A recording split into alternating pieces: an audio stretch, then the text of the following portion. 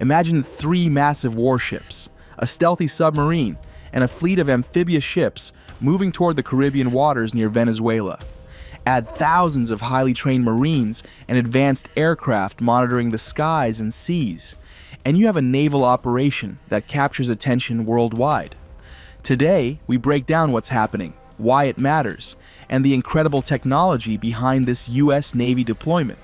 Tensions in the Caribbean have escalated as the U.S. deploys a significant naval presence near Venezuela. While official statements emphasize operations in international waters, the message is clear. The United States is signaling readiness and strategic control. Relations between the two countries have been tense for years, with diplomatic disputes and differing policies contributing to a complex situation. At the forefront are 3 Arleigh Burke-class guided missile destroyers: USS Gravely, USS Jason Dunham, and USS Sampson. These multi-mission ships are equipped with the Aegis combat system, capable of tracking hundreds of targets at once. USS Gravely, a Flight I-A variant, advanced radar, and missile defense. USS Jason Dunham, anti-submarine specialization with stealth features. And the USS Sampson, air defense focus, capable of protecting the fleet with long-range interceptors. Each destroyer carries Tomahawk cruise missiles, Standard missiles, Harpoon anti-ship missiles, and advanced artillery, giving them a versatile combat profile. The Los Angeles-class attack submarine adds stealth and underwater intelligence.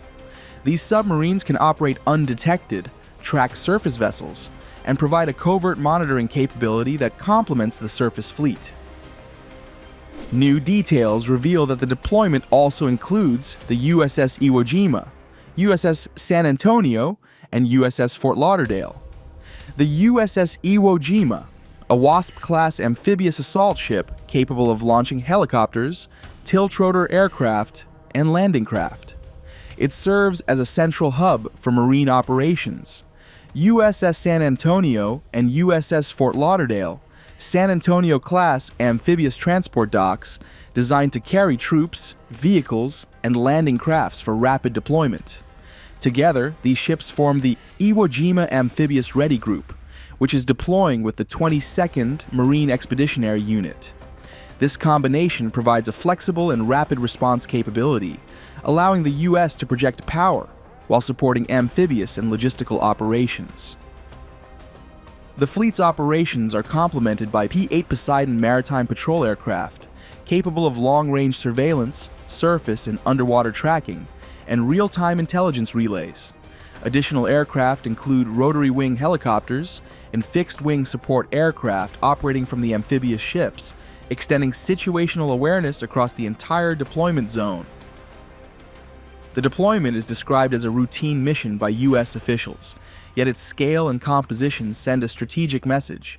Each element has a purpose: destroyers, multi-threat engagement, fleet defense, missile capability, submarine, covert monitoring and underwater operations, amphibious ships, rapid deployment of marines, vehicles, and aircraft. Aircraft, surveillance, intelligence, and coordination of naval operations.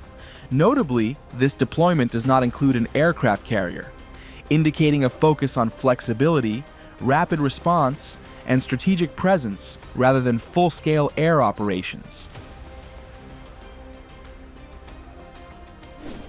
Looking ahead, the U.S. Navy has a variety of other vessels that could be deployed if the situation escalates. Aircraft carriers, such as those from the Nimitz or Ford classes, could bring unmatched air power to the region, providing a mobile base for fighter jets, surveillance aircraft, and refueling operations. Cruisers, equipped with advanced radar and missile systems, could enhance the fleet's air and missile defense capabilities. Littoral combat ships, designed for shallow water operations, could be used for rapid response missions and coastal monitoring. Finally, additional submarines or amphibious transport docks could further expand underwater intelligence and troop deployment options. The presence of these vessels would significantly increase the U.S. Navy's operational flexibility, signaling a strong capability to respond to a wide range of scenarios while maintaining strategic control in the Caribbean. Arleigh Burke-class destroyers feature an array of weapons, including Tomahawk cruise missiles, Standard missiles, and Harpoon anti-ship missiles. Amphibious ships like the USS San Antonio class are equipped with defensive weapons and can deploy landing crafts, helicopters, and tilt-rotor aircraft. P-8 Poseidons carry sophisticated sensors and radar for maritime surveillance, and the Submarine contributes stealth and underwater tracking capabilities. The operation includes over 4,500 Marines, sailors, and aviators, making it one of the most substantial U.S. naval deployments in the Caribbean in recent years. The combination of surface ships, amphibious vessels, submarines, and aircraft allows the U.S. Navy to operate across multiple domains simultaneously.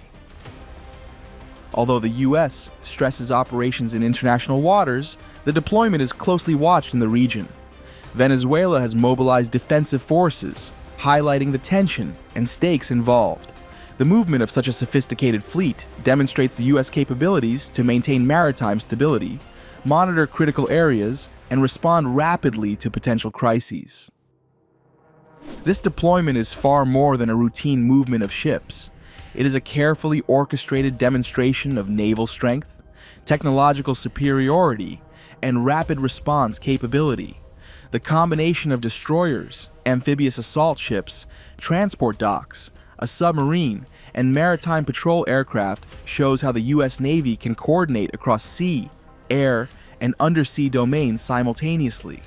It highlights not only the ability to defend maritime routes, but also the power to project force anywhere within reach. Naturally, this raises a critical question. Does this movement signal preparations for something larger, perhaps even the possibility of direct action against Venezuela? Officially, U.S. leaders framed the deployment as part of broader regional stability operations, focused on international waters and security missions. However, the sheer scale and composition of the force, complete with thousands of Marines, advanced amphibious ships, and air support, cannot help but suggest capabilities that go far beyond surveillance or deterrence. If Washington truly intended to launch a military intervention, the presence of amphibious ready groups, Marines, and precision-equipped destroyers would form exactly the kind of foundation needed for such an operation. At the same time, the absence of an aircraft carrier points to a more calibrated approach, strong enough to send a message and prepare for contingencies, but not yet at the level of full-scale invasion planning. In the end, whether this is a show of force, a pressure tactic, or a precursor to something bigger remains uncertain. What is undeniable is that these moves place Venezuela and the entire Caribbean firmly under the shadow of American naval power. The world will be watching closely to see whether this deployment stabilizes tensions or marks the beginning of something far more dramatic. And with that, thank you for watching.